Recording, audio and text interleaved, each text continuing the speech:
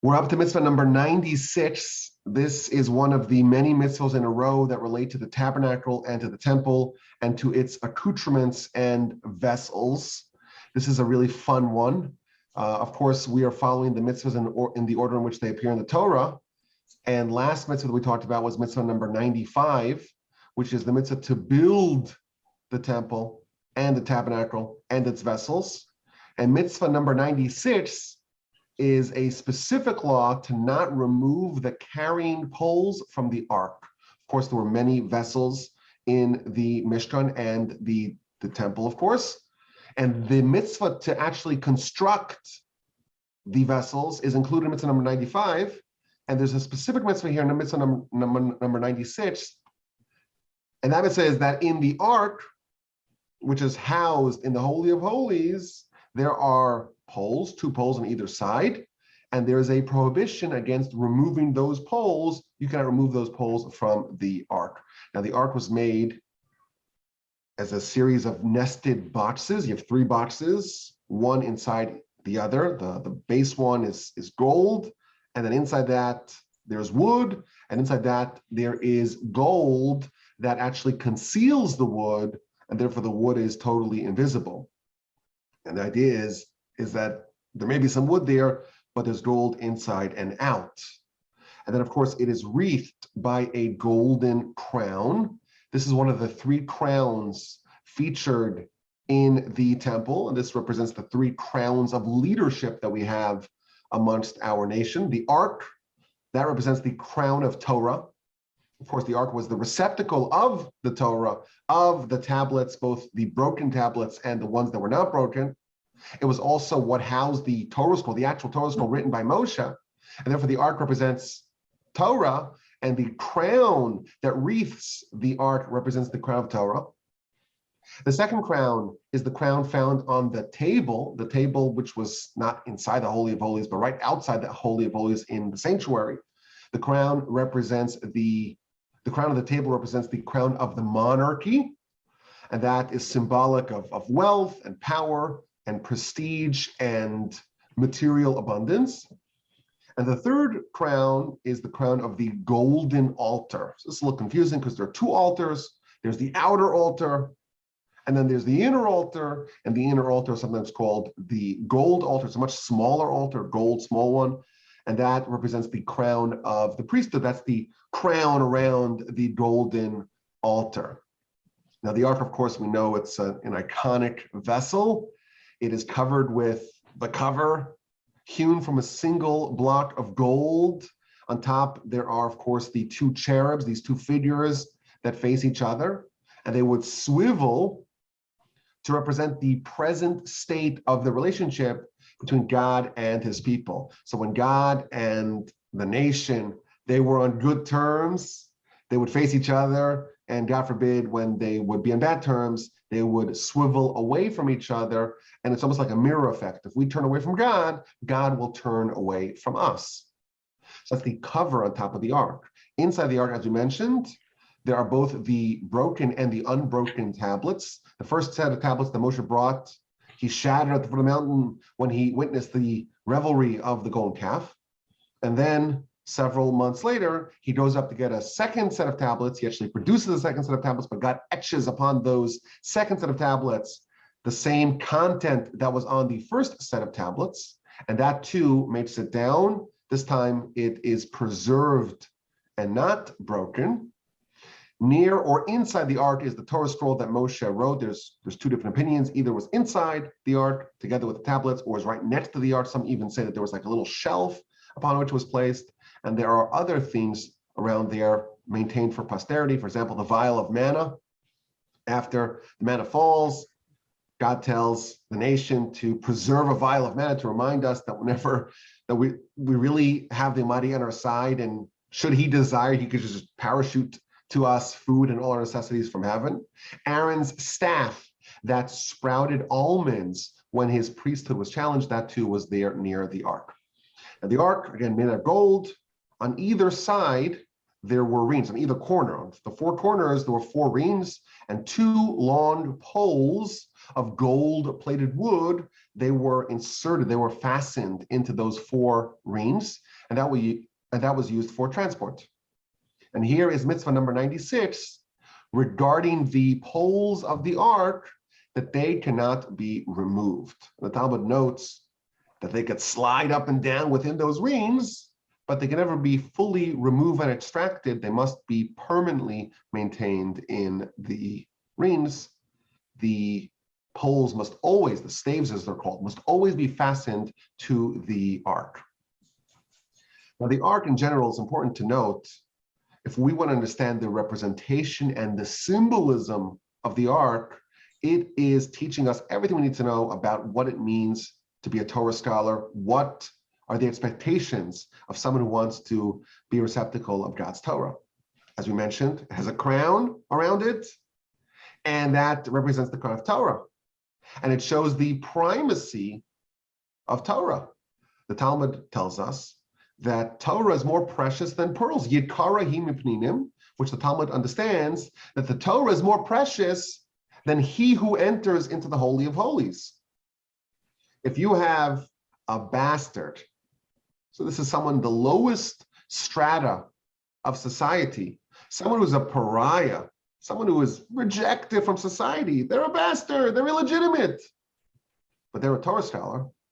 The Talmud tells us that they are loftier than the high priest, the Kohen Gadol, the most prestigious of our people, if the high priest is not a Torah scholar, meaning the Torah is the great equalizer.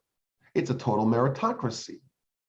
And the Talmud understands that this is the interpretation of the verse, Yikarahim Epninim, Torah is more precious than pearls, which the Talmud homiletically interprets as not pninim, which means pearls, but nichnas lifnai ulifnim, he who enters the inner sanctums. Torah is more precious than he who enters the inner sanctums, i.e. the Kohen Gadol, the high priest.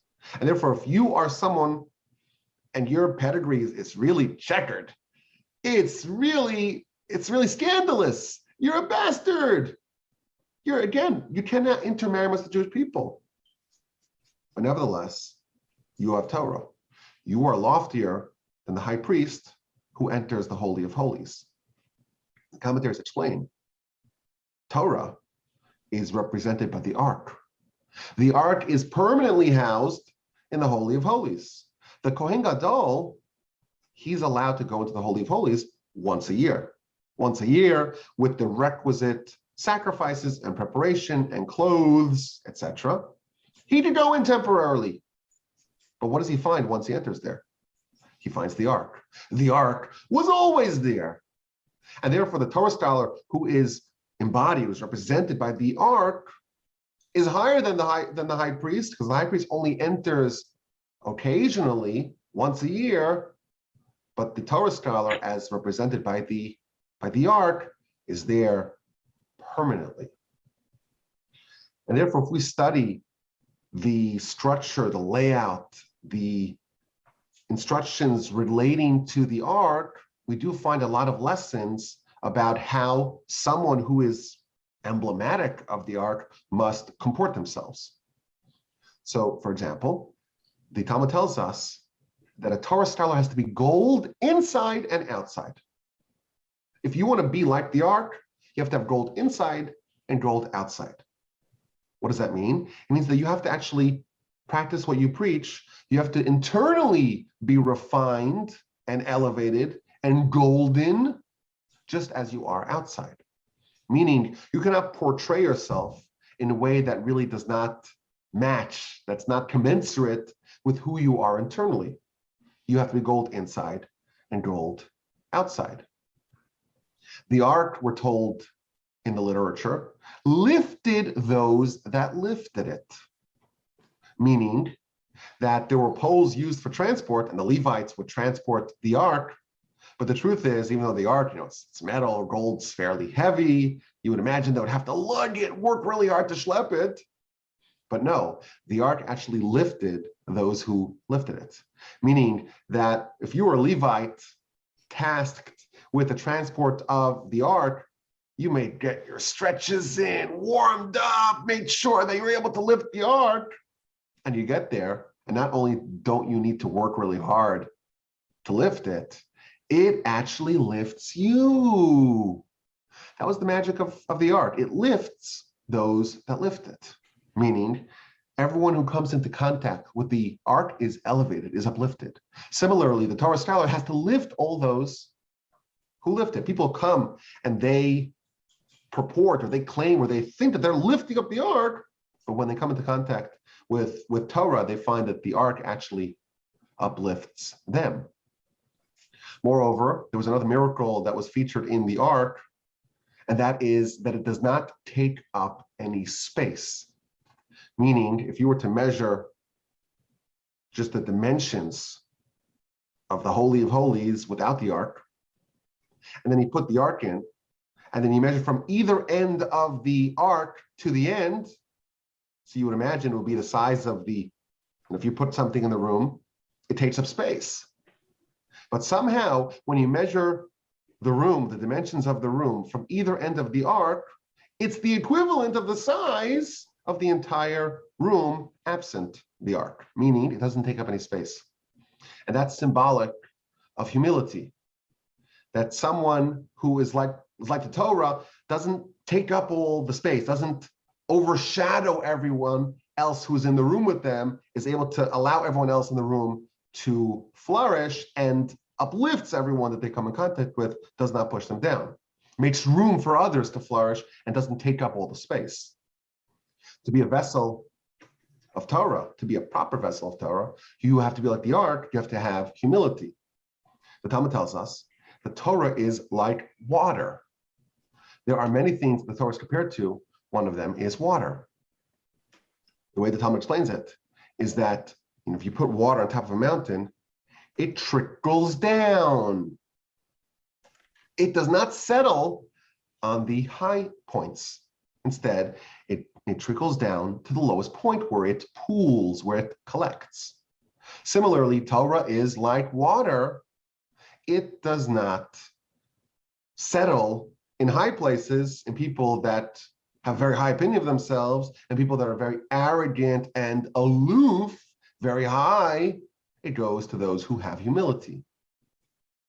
Now, in the ark, you'll find the tablets, both the tablets that were shattered and the second set of tablets that were not shattered. Says the Talmud, when we honor a Torah sage, we honor them regardless of whether or not they have preserved or even if they've forgotten their Torah.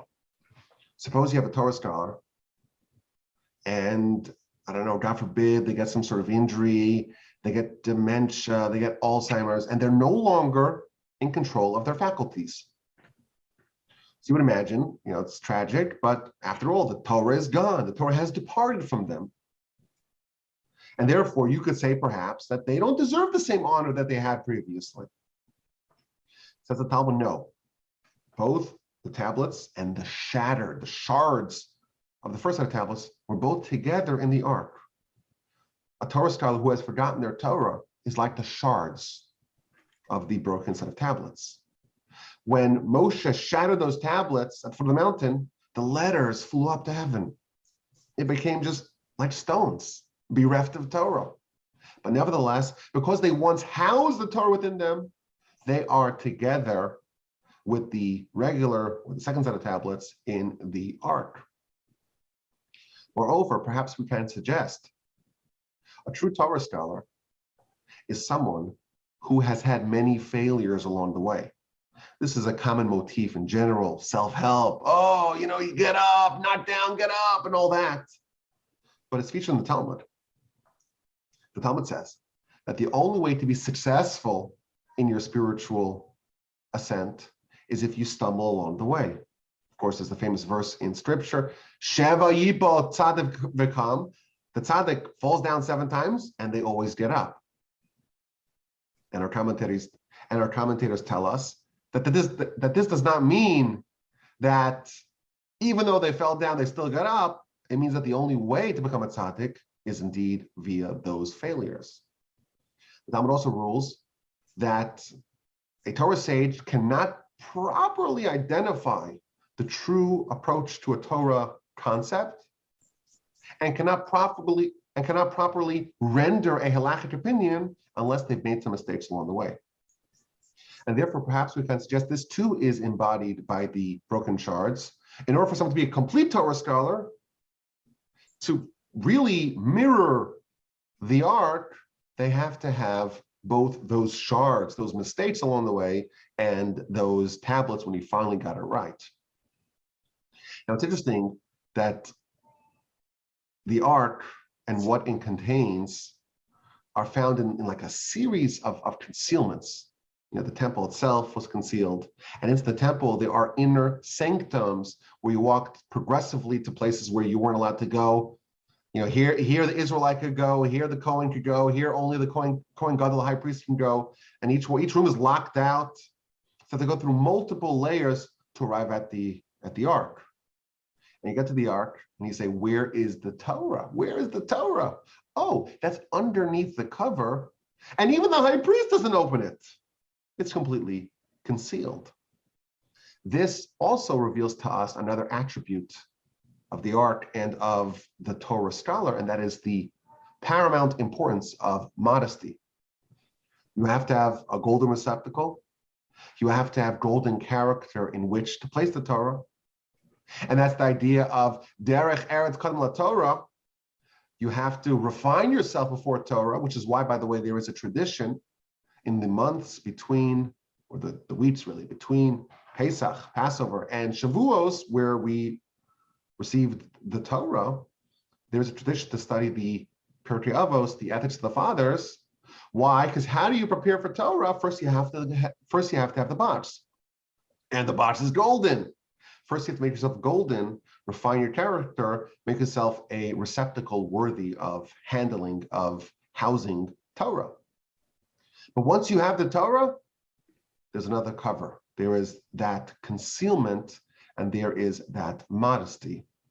Now, of course, modesty is critical in general. You know, the prophet Micah famously tells us that it's one of the three things that God wants of us. One of the three things that God wants of us is to be modest. But specifically with regards to Torah, only when it is hidden does it endure. The Midrash tells us that the first set of tablets were different than the second set of tablets. The first set of tablets, it was done in a very public fashion. Everyone was there. Everyone witnessed it. It was a ceremony where everyone was privy to. And because it was done in an immodest fashion, and because it was done in an immodest fashion, everyone was there. Therefore, says the Midrash, there was Ayin Hara, there was the evil eye. It was subject to being destroyed. And therefore, indeed, the first set of tablets were destroyed. The second set of tablets, it was done in a much more private way, in a much more modest way, and therefore it had continuity. There's nothing more precious than modesty. So this is some of the background to understand the ark and what it represents. Now we have one of the 613 mitzvos, and that is to not remove the poles from the ark. Now the Sefer Chinuch, the book that we are using to navigate through the 613 mitzvos, he has a technical question. He says, wait a minute, is this really one of the 613 mitzvos?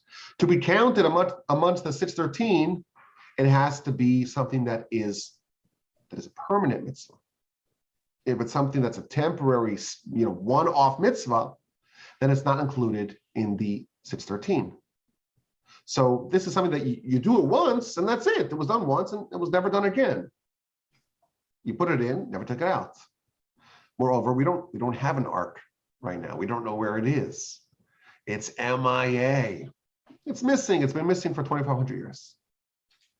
So how is this one of the mitzvahs that's pertinent to us today? So he explains that there's a difference between a truly temporary one-off time-limited mitzvah and something which is included in the 613. So for example, prior to Sinai, the nation was told to prepare for 3 days. And that the animals and the sheep and the livestock shouldn't graze near the mountain. That really happened only once. and therefore that cannot be included in the permanent 613.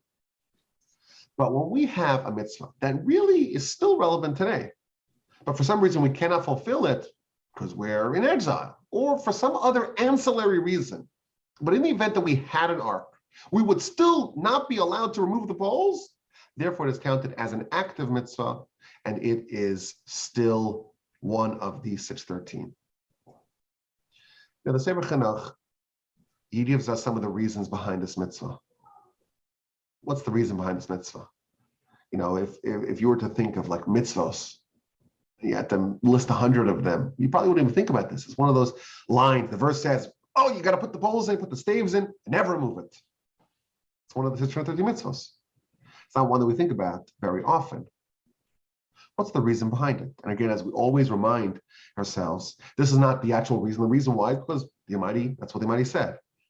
Nevertheless, it's important for us to try to bring it down to our level. Is there some sort of argument that we can make to ourselves, some sort of rationale to understand the reason behind this mitzvah?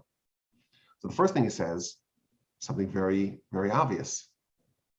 The poles were used for transport. When would you transport it? Why would you actually have to need to transport it? So, well, if it's time to move, if you're part of the, the Mishkan era, time to move, the cloud moves, everyone's in a huge rush to leave. Or sometimes in war, they would remove it in war as well, wartime. That was the first tank. So whenever there's a need to move it, there's always going to be a sense of urgency. And if there are no poles already there for transport, maybe people will be in such a rush to move it, and they won't take the poles, and they try to just lift it, and it'll be too heavy, and maybe they will drop it. So the first thing he tells us is just something which is very basic, and that is we don't want to drop it. And therefore, the infrastructure supporting the ark must always be well-oiled and well-maintained and ready for operations at all times. Perhaps we can extend this. All the infrastructure of Torah should likewise be ready to go at all times in order to make sure that there's never an instance where the Torah, God forbid, is dropped.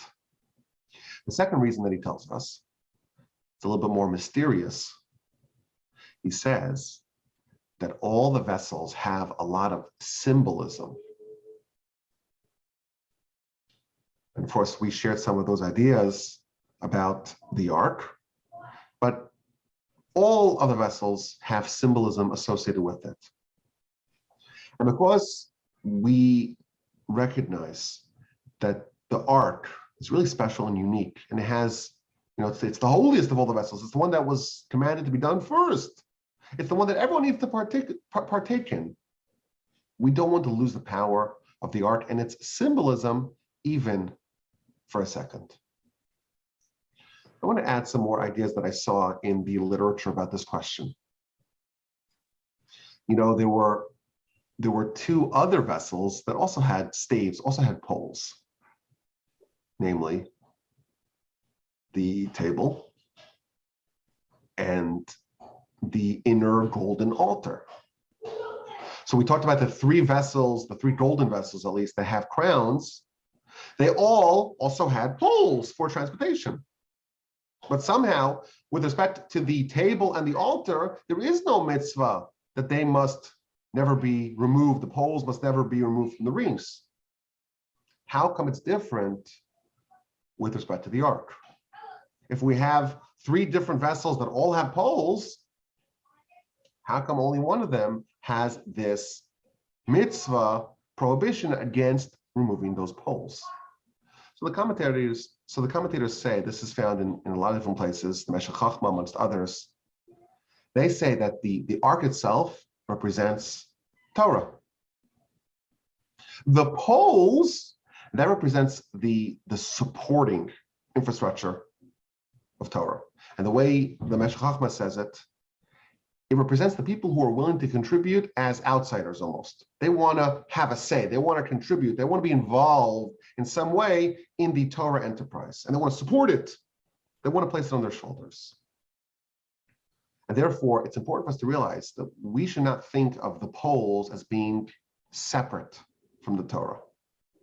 If someone takes upon themselves, upon their shoulders, the responsibility to uphold Torah, even if they're not Torah itself, they want to uphold it, they want to support it, they are part of the enterprise and they can never be extracted. They can never be removed from the Torah itself. When someone wants to support it, when someone is involved as an outsider, they're never removed. They're always part of this enterprise. Their contribution is never separate from the Torah itself. And that's the idea that we've seen many times in the Yisachar Zevulun bargain. Remember that? There are two sons of Jacob, one Yisachar, Issachar, and one Zevulun. And they had a bargain. They had an agreement. Yisachar was the great scholar. He was capable of all the advanced calculations, and he would be involved in scholarship. And Zevulun was the businessman, was the mogul, was someone who was always involved in commerce and trade. And they made a deal. Yisachar, you study, and I'm going to support your study, and I'm going to take 50% of the rewards.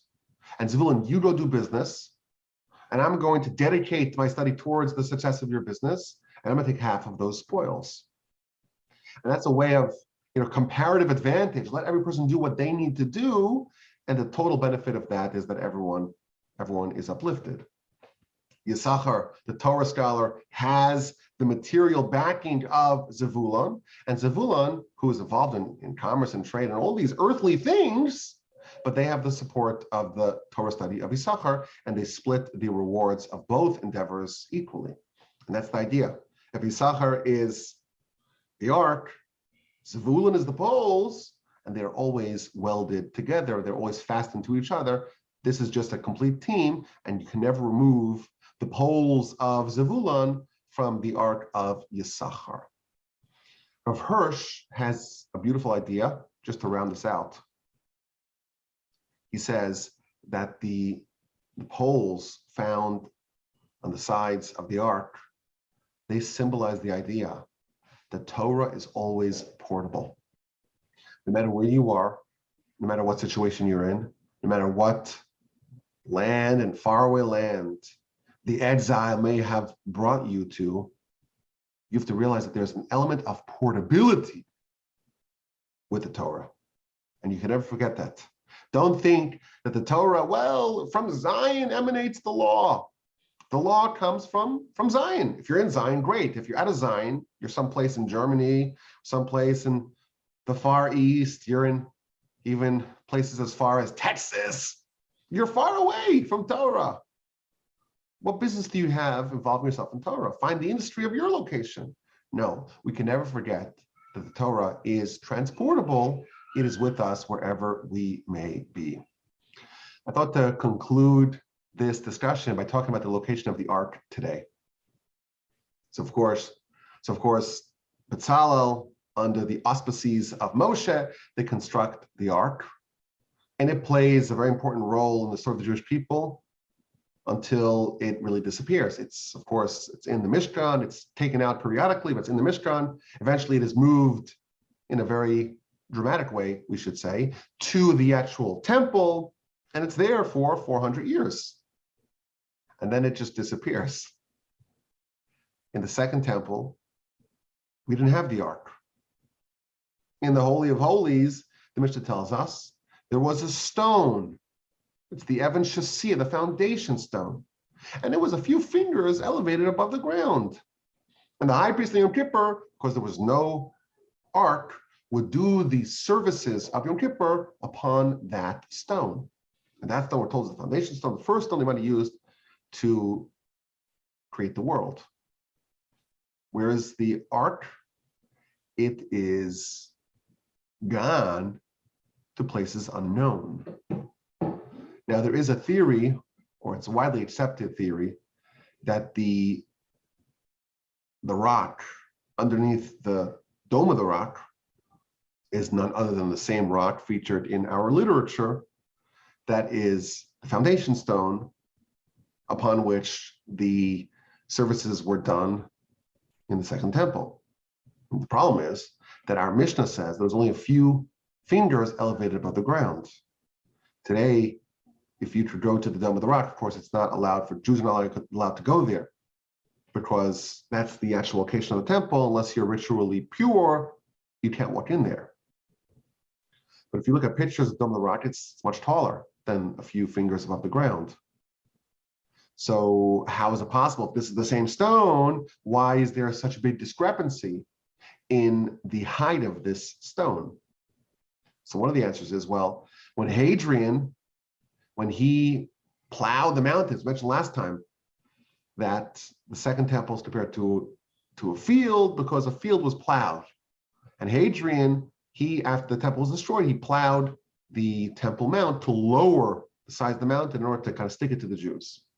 And therefore, maybe that revealed, by raising the mountain, raising with a Z, that revealed more of the bedrock. And therefore, during the Second Temple, it was only elevated a few inches above the ground. After the temple is destroyed and Hadrian raises the mountain, he's exposing more and more of the bedrock. That is one theory. There's a second theory, and that is that there were furious excavations in an attempt to find the Ark. There was an understanding that the Ark was buried somewhere deep beneath the temple. When Solomon built it, he built a network of caves and all kinds of hidden places underneath the temple, and that's where it's stored. And therefore, people in desperate search for the Ark were looking for it, and they excavated more of the bedrock. It is our understanding that most likely it is still there somewhere.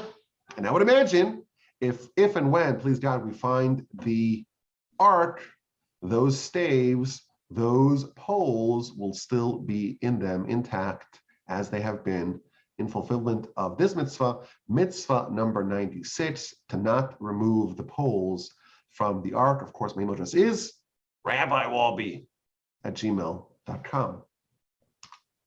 Okay, let's hear questions. What do we got?